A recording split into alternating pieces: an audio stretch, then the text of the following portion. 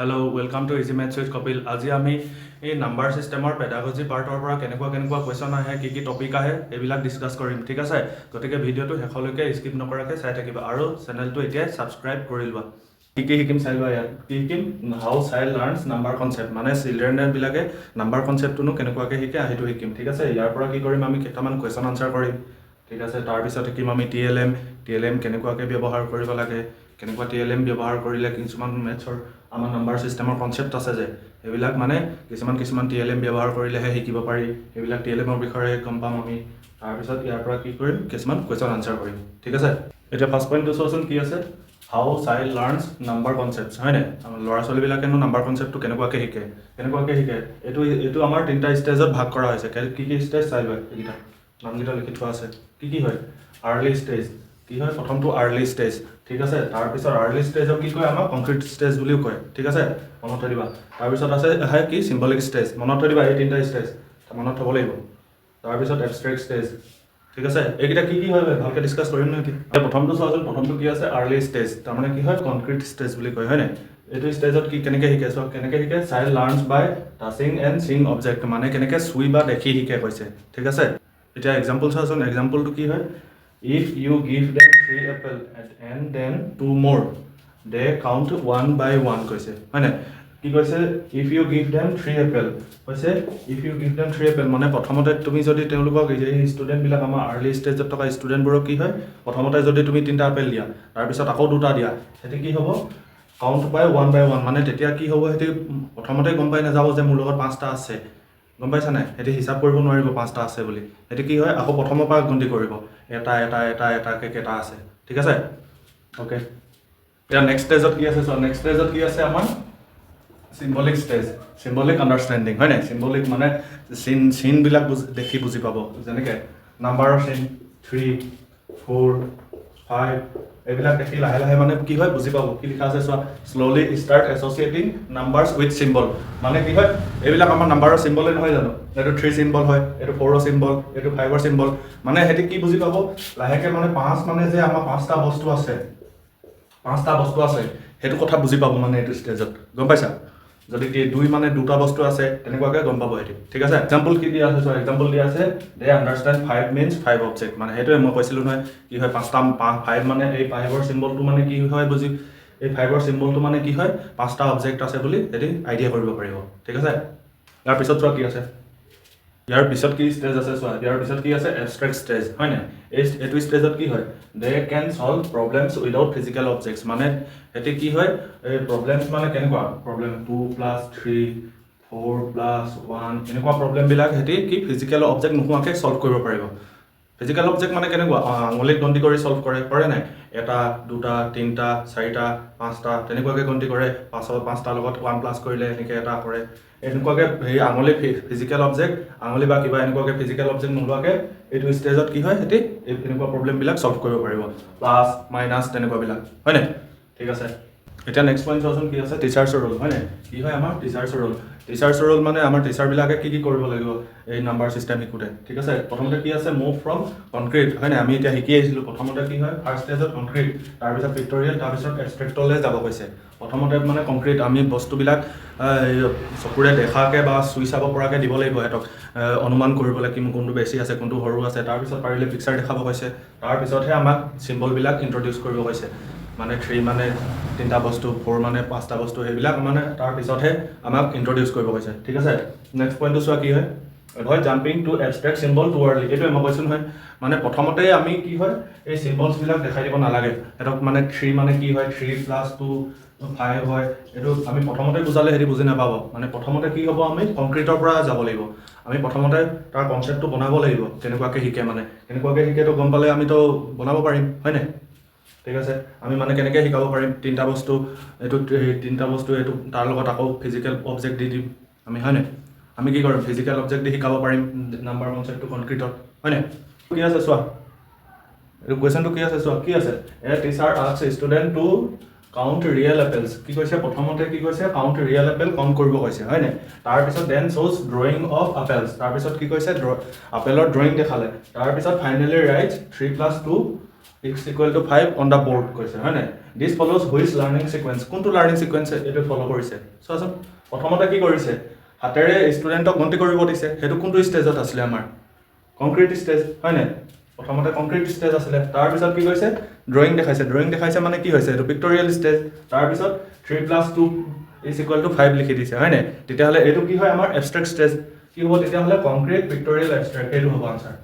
ঠিক আছে ওকে এটা নেক্সট কোৱেশ্চন চোৱাচোন কি আছে which of the following is an example of concrete stage of learning number concept হয় নাই আমাক কি কৰিছে এই দিয়া আছে যে অপচন বিলাকত কোনটো মানে কংক্ৰিট ষ্টেজৰ এক্সাম্পল হয় সুধিছে আমাৰ হয় নাই ঠিক আছে আমি চাওচোন এটা প্ৰথমটো চাও কি আছে ৰাইটিং 5 অন দা বোৰ্ড 5 টো আমি বোৰ্ডত লিখি দিয়া এনেকে 5 এটা লিখি দিয়াটো আমাৰ কি হয় কংক্ৰিটৰ হ'ব জানো নহয় এটো কি হয় আমাৰ এবষ্ট্ৰেক্টৰ হয় নাই তাৰ পিছত showing 5 dots on the chart on a chart কৈছে হয় নাই এখন চাৰ্ট আছে চাৰ্টত 5টা ডট আছে হে 5টা ডট যদি আমি ষ্টুডেন্টৰ আগত মানে পিকচাৰ দেখাইছো পিকচাৰ দেখালে কি হ'ব আমাৰ পিক্টৰিয়েল হ'ব হয় নাই তাৰ পিছত আছে কি giving 5 apples to count এতিয়া চোৱাচোন এত কি আছে 5টা ফিজিক্যাল অবজেক্ট দিছে আপেলটো কি হয় ফিজিক্যাল অবজেক্ট হয় কি গন্তি কৰিবলৈ দিছে 5টা ফিজিক্যাল অবজেক্ট আমাৰ ফিজিক্যাল অবজেক্ট কত গন্তি কৰিব পাৰে কংক্ৰিট ষ্টেজত গন্তি কৰিব পাৰে হয় নাই তেতিয়াহলে কি হ'ব আমাৰ আনসাৰ সি হ'ব কি হ'ব সি হ'ব ঠিক আছে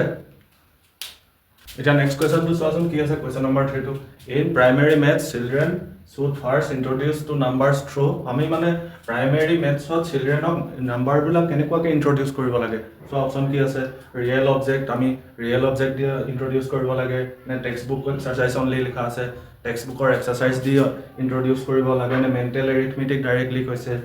ডাইৰেক্ট মানে মেন্টেলো আমি ভাবিবলৈ কয় ইন্ট্ৰোডিউস কৰিব লাগে নে ভাৰ্বেল এক্সপ্লেনেশ্যন মুখেৰে কয় ইন্ট্ৰোডিউস কৰিব লাগে চোৱাচোন কি হয় আনসাৰ কি হয় বাৰু কি হয় আনসাৰটো কমেন্ট কৰি কোৱা মোক কি হয় এটো ঠিক আছে এটা নেক্সট কোৱেশ্চন চোৱাচোন কোৱেশ্চন নম্বৰ 4 কি আছে a child could solve 7 + 2 using fingers only but not without them this means the child is at কোনটো ষ্টেজত আছে সুধিছে কোনটো কি কৈছে চাইল্ডটোৱে 7 + 2 যে সলভ কৰিব পাৰে অকল ফিংগাৰ ইউজ কৰিহে সলভ কৰিব পাৰে নহলে সলভ কৰিব নোৱাৰে কৈছে তেতিয়া হলে চাইল্ড হে ষ্টুডেন্ট চাইল্ড চিলড্ৰেনটো আমাৰ কোনটো ষ্টেজত আছে কোনটো ষ্টেজত আছে বাৰু এবষ্ট্ৰেক্ট ষ্টেজত কি হয় 7 + 2 সলভ কৰিব পাৰিলে হলে কেনেকৈ সলভ কৰিব পাৰিব হেতি মানে ফিংগাৰ ফিজিক্যাল অবজেক্ট নালাগে গম পাইছা নাই নিজে নিজে সলভ কৰিব পাৰিব ঠিক আছে পিক্টৰিয়েল তো নহয় পিকচাৰ নাই তাৰ পিছত কংক্ৰিট হয় নেকি কংক্ৰিট হয় আমি কংক্ৰিট ষ্টেজত কি কৈছিলো ফিজিক্যাল অবজেক্ট লৈ নাম্বাৰৰ কি কয় কনসেপ্ট বিলাক মানে আইডিয়া কৰিব পাৰে হয় নাই এটো কি হয় এটো ফিজিক্যাল অবজেক্ট আমাৰ আঙুলিকেটা ফিজিক্যাল অবজেক্ট হয় নাই এই ফিজিক্যাল অবজেক্ট 5 এটো 5 আছে তাৰ পিছত 2 এনেকুৱাকে 2 প্লাস কৰিছে হয় নাই নহলে যদি কৰিব নোৱাৰে হেতু কি হয় আমাৰ কংক্ৰিট ষ্টেজত আছে ঠিক আছে বুজি পাইছা ওকে এতিয়া আমি নেক্সট D.El.Ed ডিসকাস কৰিম ঠিক আছে D.El.Ed নো কেনেকুৱাকে ব্যৱহাৰ কৰা হয় D.El.Ed কিয় ব্যৱহাৰ কৰা হয় তাৰ পিছত examples of D.El.Ed for number system মানে নাম্বাৰ সিস্টেমক পঢ়াবলৈ কি D.El.Ed ব্যৱহাৰ কৰিব লাগে কোনটো চেপ্টাৰ পঢ়াবলৈ কোনটো D.El.Ed ব্যৱহাৰ কৰিব লাগে ঠিক আছে তাৰ পিছত ইয়াৰ ওপৰত কি কৰিম আমি কোৱেশ্চন আনসাৰ কৰিম এতিয়া সো আমি D.El.Ed কিয় ব্যৱহাৰ কৰো D.El.Ed makes abstract maths simple and interesting for young learners কি কৈছে আমাৰ maths টো simple আৰু interesting বনাই D.El.Ed হয় নাই তাৰ কাৰণে young learners বিলাকৰ কাৰণে ঠিক আছে মানে নাম্বাৰ অকল নাম্বাৰ দেখি থাকিলে ভাল নালাগিব মানে যদি পিকচাৰ নাম্বাৰৰ লগত পিকচাৰো দেখে তেতিয়া মানে বুজি পাবলৈ ইন্টাৰেষ্টিং হয় আৰু সৰু বয়সত কি হয় আমাৰ সৰু বয়সত মানে পিকচাৰ দেখিয়ে ভাল লাগে হয় নাই এটো কাৰণে আমাক কি হয় একদম লোৱাৰ প্ৰাইমাৰী তো এটো কাৰণে বেছিতকে বেছি D.El.Ed ইউজ কৰিব লাগে এতিয়া চাওচোন নেক্সট কি আছে examples of D.El.Ed for number system কি আছে আমাৰ নাম্বাৰ সিস্টেম পঢ়াবলৈ মানে কেনেকুৱা কি আমি D.El.Ed ব্যৱহাৰ কৰিব লাগে ঠিক আছে চাওচোন কি হয় কাউন্টাৰ্স ব্ৰিজ মাৰ্বলস এবিলাক কিহত ব্যৱহাৰ কৰিব লাগে আমাৰ কাউন্টিং এডিশন সাবট্ৰেকশন এবিলাক কৰিবলৈ আমি এবিলাক D.El.Ed ব্যৱহাৰ কৰিব লাগে ঠিক আছে তাৰ পিছত চোৱা এবেকাস তো কেতিয়া কত ব্যৱহাৰ কৰিব লাগে আমাৰ কিহত for place value and basic অপাৰেশনত আমাৰ কি ব্যৱহাৰ কৰো এবেকাস ব্যৱহাৰ কৰিব পাৰি ঠিক আছে সো তাৰ পিছত কি আছে নাম্বাৰ কাৰ্ডস এন্ড চাৰ্টস আছে হয় না এটো কত ব্যৱহাৰ কৰিম আমি ফৰ সিকুৱেন্সিং এন্ড কম্পেয়াৰিং নাম্বাৰস ঠিক আছে আমি যত সিকুৱেন্স মানে কি হয় নাম্বাৰৰ সিকুৱেন্স বনাবলৈ আৰু কম্পেয়াৰ কৰিবলৈ আমি কি ব্যৱহাৰ কৰিম এই নাম্বাৰ কাৰ্ডস আৰু চাৰ্টস বিলাক ব্যৱহাৰ কৰিম ঠিক আছে ওকে নেক্সট আমি D.El.Ed ৰ ওপৰত কোৱেশ্চন কৰিম ঠিক আছে এটো চাচোন ফাৰ্স্ট কোৱেশ্চনটো কি আছে which of the following is the most suitable D.El.Ed for teaching in the concept of place value in class 2 মানে আমি ক্লাছ 2 যেতিয়া প্লেস ভ্যালু পঢ়াম তেতিয়াহ'লে আমাৰ এইকেইটাৰ ভিতৰত আটাইতকৈ সুইটেবল TLM কি হ'ব পাৰে কৈছোৱাচোন অপচন কেইটা কি আছে ফাৰ্ষ্টত আছে flash card abacus charts of numbers number rhymes কোনটো হ'ব পাৰে ভাবাচোন কি